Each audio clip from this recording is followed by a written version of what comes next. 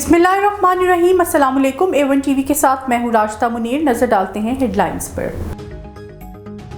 तहरीक इंसाफ को एक और झटका। स्पीकर कौमी असेंबली ने मजीद 43 अरकान के इस्तीफे मंजूर कर लिए। इलेक्शन कमीशन को PTI अरकान कौमी असेंबली को डी नोटिफाई करने की हिदायत। इलेक्शन कमीशन को मजीद 43 अरकान के इस्तीफे मौसूल हो गए। मुल्क भर में बिजली मुकम्मल बहाल कर दी गई। वजीर तवानाई खुर्रम दस्तगीर का दावा। बोले अगले 48 घंटे महदूद लोड शेडिंग होगी।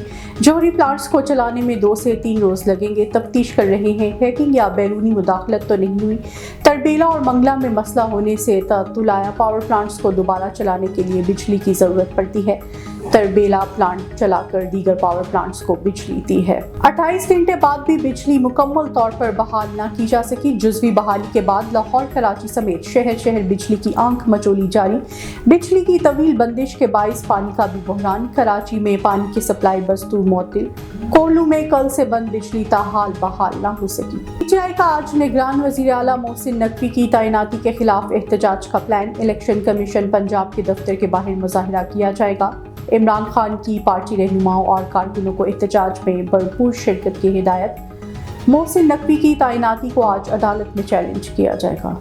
निगरान सेटअप में ब्यूरोक्रेसी में उखाड़ पिछाड़। PTI का इलेक्शन कमीशन से रुजू करने का फैसला। तहरीक इंसाफ का 18 अफसरान की पंजाब में तकर्री रुकवाने के लिए दरख्वास्त देने का प्लान।